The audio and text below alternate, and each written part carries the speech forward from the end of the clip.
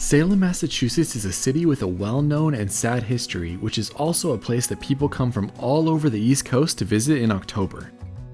The Witch City, as it's often called, is full of history, events, walking tours, restaurants, and many different film locations from the movie Hocus Pocus that bring people from all over the state. My dad and I just happened to be in the area on an October weekend, and we headed to Salem to experience what a Halloween visit is like to the city. If you want to see Salem in October, then note that you really need to plan your experience in advance, as there were over 80,000 people that visited during the Saturday that we were there. Here's all the information on what it's like to visit Salem in October, and let me know what you think in the comments.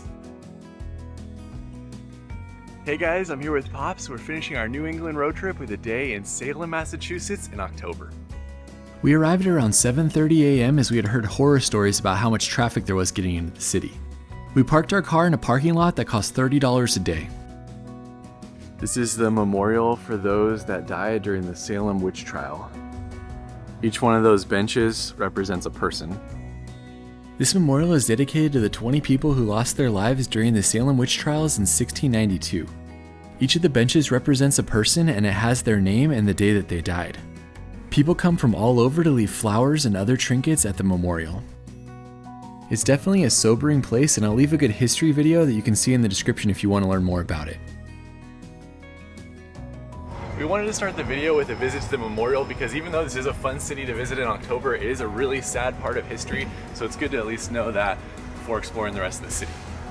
From there, we walked over to the Ugly Mug Diner to have some breakfast. Note that this city is very walkable, so it's easy to park your car and just explore it all on foot. Pops has got the famous Chipotle hash. Chipotle hash Benedict. Get the brisket, a little bit of the chipotle there. Very nice. Duck confit with a maple bourbon reduction. This is a legit type of chicken and waffles right here. As decadent goodness. After having breakfast at one of the top-rated places, we began exploring. Note that Halloween is literally everywhere in downtown Salem, in all the storefronts and all along the streets. We wanted to get some of the main things out of the way early since we knew it'd be busy, so we started with the Hocus Pocus filming locations. The first one was the Old City Hall. Walking up to the house from one of Pop's favorite movies, Hocus Pocus. Tell us your favorite part of Hocus Pocus, Pops. If I watched it, it would probably be the end.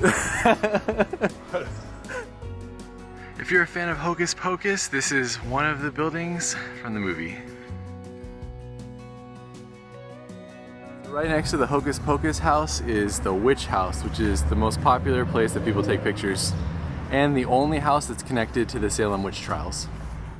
This building was the actual home of Jonathan Corwin, who was a judge that presided over some of the Salem Witch Trials.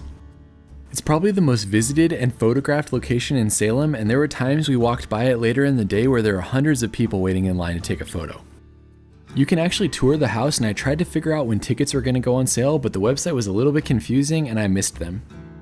During October, they sell out immediately and they don't sell any at the door, so do your research if you want to visit this spot. After checking off those two famous spots, we walked back into downtown Salem. This is the statue of Samantha from Bewitched. Pops is doing the magic nose. By the time we got back to the downtown area, it was around 10:30 and it was really starting to get busy. I can't stress this enough, if you want to come to the city, get here as early as you can and get a parking spot. I don't even know how you'd find a parking spot later in the day, and the traffic just getting into the city was crazy whenever we were walking by. There was lines outside of a lot of the shops, but one of the best things about this experience was just people watching and seeing all of the costumes and different ways people were dressed. Drop them off! The bird! Whoa! Say Salem! Salem! There were also a lot of street performers that you could stop and watch all throughout the downtown area. For us though, our next visit was to the Peabody Essex Museum. This is one of the oldest continuously operated museums in the United States. It also holds one of the country's largest collection of Asian art. For us though, we mainly went to see the small exhibit they have on the Salem Witch Trials and to learn more about the history. They give you a pamphlet when you buy your ticket that shows you where the different parts of Salem's history are in the museum. Overall, the Salem history parts are very small, but the museum itself is well worth visiting. This is a mechanical fortune teller from 1868, and they also have an advertisement for witch cream from the 1890s. Leaving the museum, we made our way towards Salem Commons for the Halloween Happening Marketplace. I will say this is a pretty fun spot in October. There's a lot going on. It's very energetic, lots of families, lots of people out enjoying it, so definitely worth coming to if you're in the area. On the way to the Commons, stop by the John Ward House, which was built in the late 1600s and is now owned by the Peabody Essex Museum. It's another one of the black houses in Salem that are popular for photos. Next to that is the statue of Rodger Conant, who was responsible for establishing Salem. His statue sits right next to the Salem Witch Museum.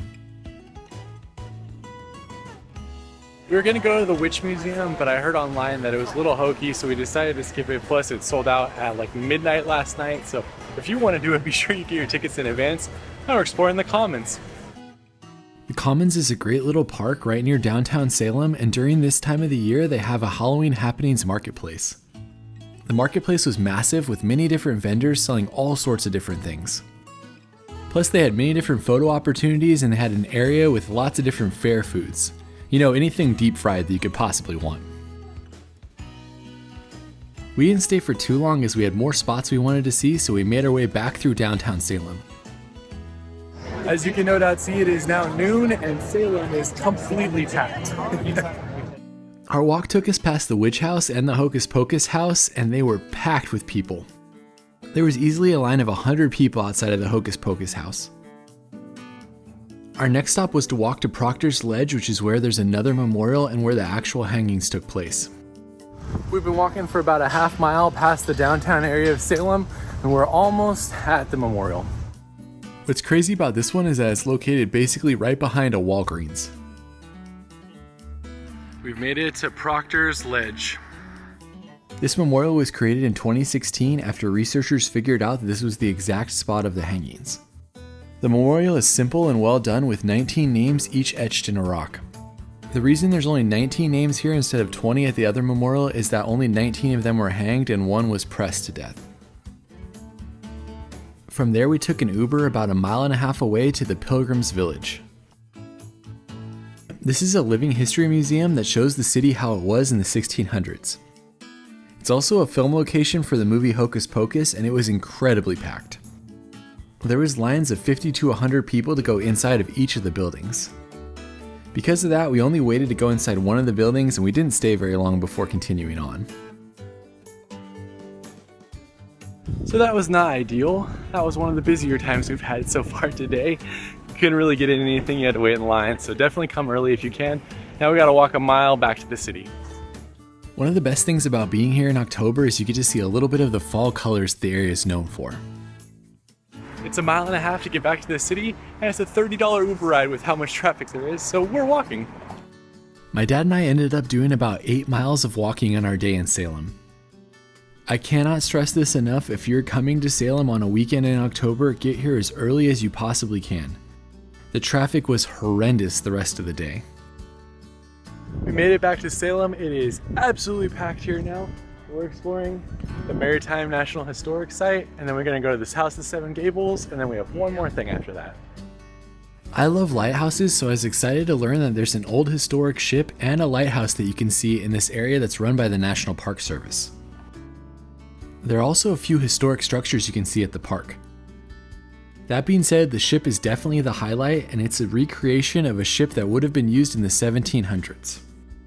You could walk on board the ship and there was docents on there to answer any of your questions. From the ship, it was about a 7-minute walk out to the lighthouse. It's about a quarter mile to walk out to the lighthouse, so Pops decided to go get us coffee while I'm going to see it. This is the Derby Wharf Lighthouse, and it was built in 1871. It only sits at about 25 feet tall, but the red light that it emits can be seen 4 miles away. Now it's just a cool piece of history that's maintained by the National Park Service. Heading back to meet up with Pops and to find a spot to drink my coffee. We had about 45 minutes to kill, so we just sat at the picnic benches before heading over to the House of the Seven Gables. Pops and I just realized that that line back there is supposedly for the oldest candy company in America. So I'm going in to tour the House of the Seven Gables, and he's gonna go try some candy. Apparently, whether it's the oldest or not is still debated, but the Ye Old Pepper Candy Company was started in the 1800s. My dad waited about 20 minutes to get in, and the main things you get there are the blackjacks and the Gibraltars. More on that a little later. The House of the Seven Gables is one of the most popular things to do in Salem.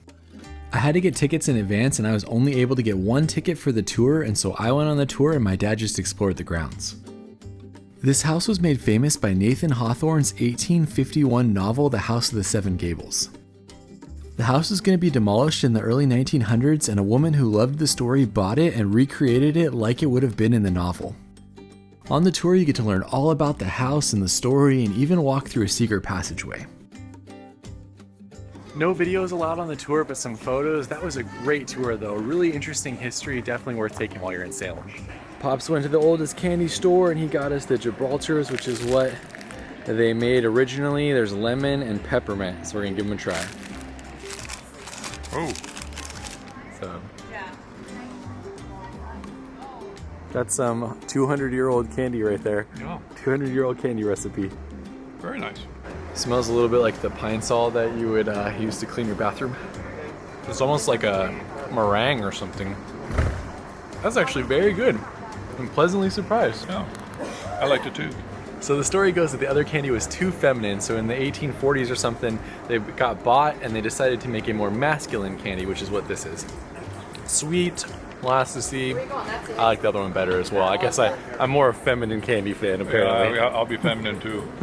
Super fun to try though. If you're in Salem, you gotta check it out. All right, one stop left on our crazy tour of Salem in October, and that is a night ghost and history tour. As we made it back into Salem, it was even busier than it had been previously.